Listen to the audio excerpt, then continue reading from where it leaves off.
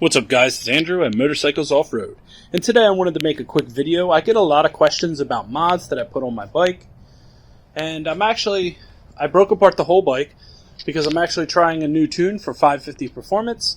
And if you want to know more about 550 Performance and their ECUs, I have one in right there. All you have to do is check the first comment below or click on the link I put to your top right. A lot of people ask me about mods that I do on this bike, shift lever, chain guides, all these sort of things. So I figured maybe once a week I'll talk about a specific mod, and I'll put a video up for you guys Sunday to give you guys some good ideas and inspiration for your own personal bike. Now today, one thing I want to talk about is this rear tail tidy kit here. This is a cheap Amazon tail tidy kit. Sorry it's all dirty, I haven't washed it yet. And then I got some cheap eBay lights. They work great. So you can pick this item up for $26. The only thing is you have to do a small modification. I don't know if you'll be able to see it or it's too dirty. Yeah, it's probably too dirty.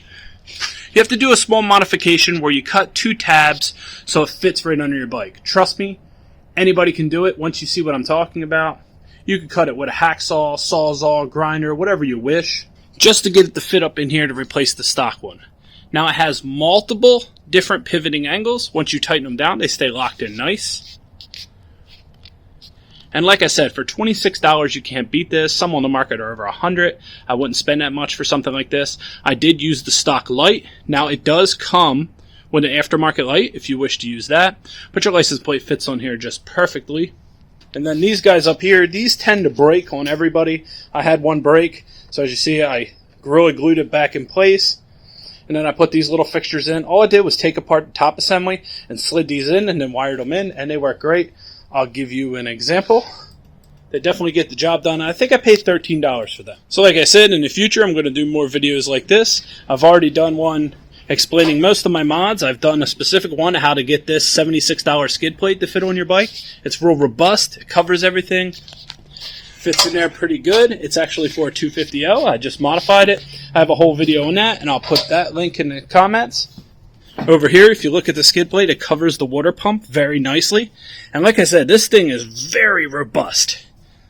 It's light, it's strong.